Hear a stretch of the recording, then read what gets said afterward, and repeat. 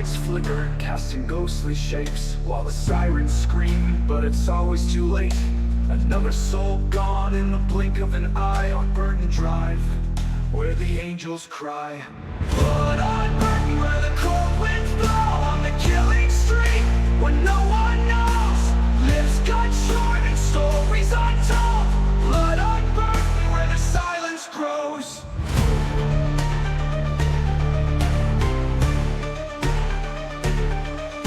Streetlights flicker, casting ghostly shapes, while the sirens scream, but it's always too late. Another soul gone in the blink of an eye on Burton Drive, where the angels cry. Blood on Burton, where the cold winds blow, on the killing street, when no one knows. Lips cut short and stories untold. Blood on Burton, where the silence grows. Where the silence grows. You walk this road, but you're never alone. The whispers of the lost are etched in stone. Another name fades from memory's grip on Burton Drive, where the dead still trip. There's blood on the road, a life unpaid, another soul gone, another price laid. Burton Drive, where the darkness feeds, a road that bleeds, a street that needs.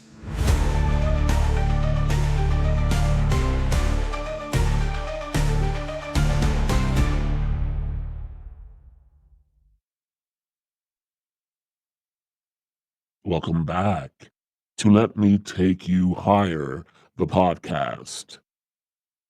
I'm your host, Mr. Villain. Let me paint you a picture. Burton Drive isn't some long, notorious road cutting across Austin's sketchy underbelly. It's a street you'd barely notice unless you lived there. Short, nondescript. And yet, over the last few years, it's become a killing ground since 2019.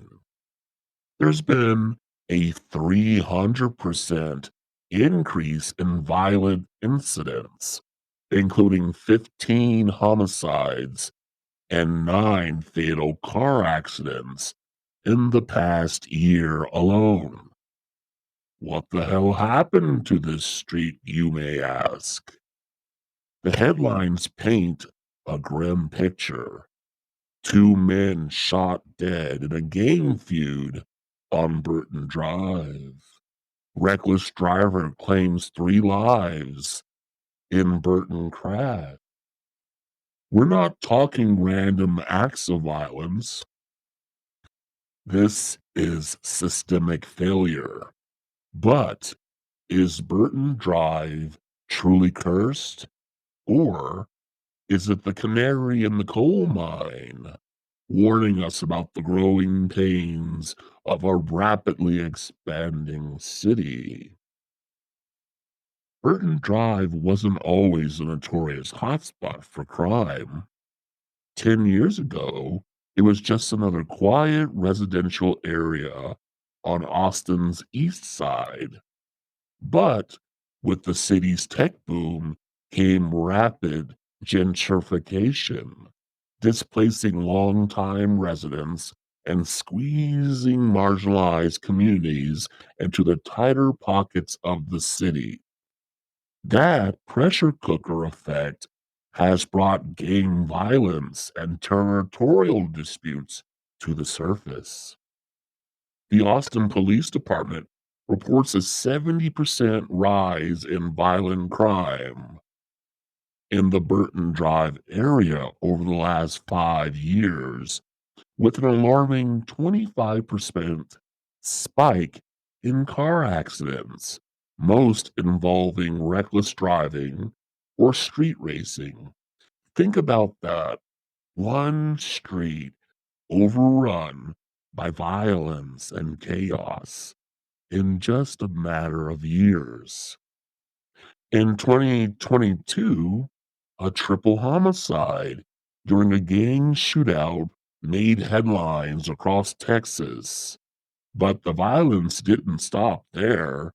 Just months later, A fatal DUI crash killed an entire family on the same stretch of road.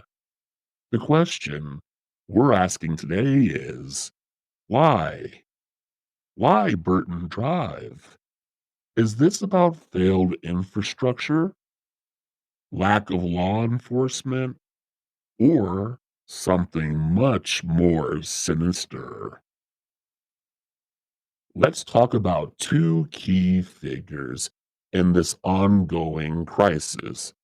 First, there's Marcus Jackson, a local community organizer who's been working tirelessly to push city officials into action.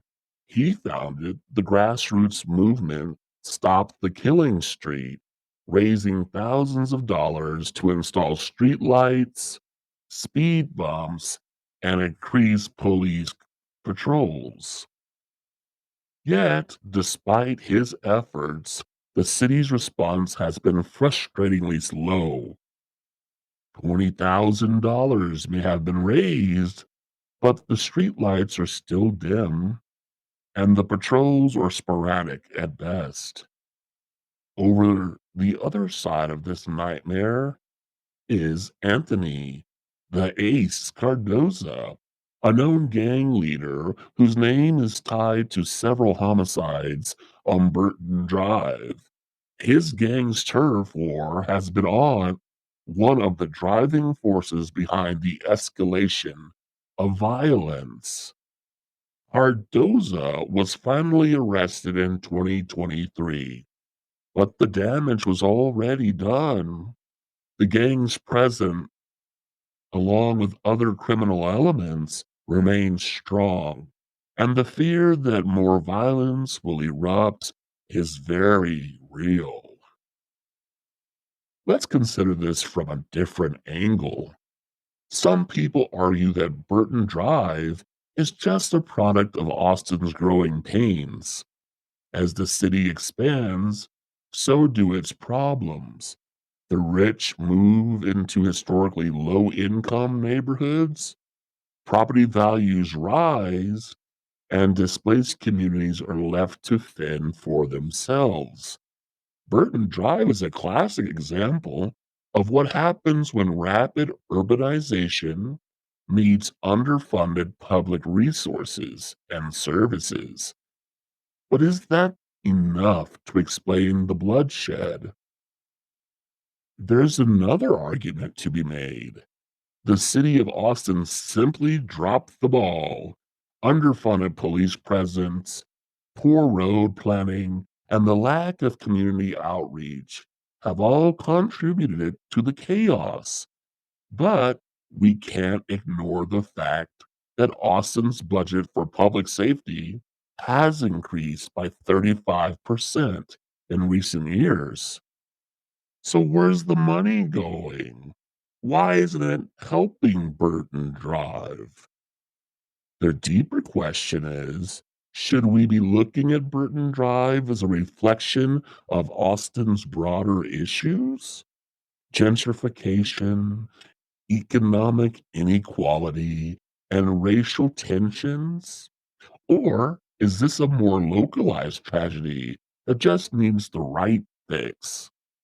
I'll leave that for you to think about as we dive deeper into the numbers. Let's break down the data. According to the Texas Department of Transportation, Burton Drive has seen more than 25 fatal accidents in just the past 5 years, most of them caused by reckless driving.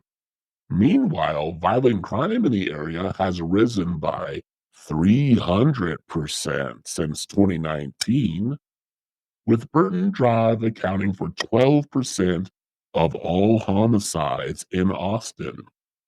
Despite being less than a mile long, this isn't just a crime issue, this is a public health crisis.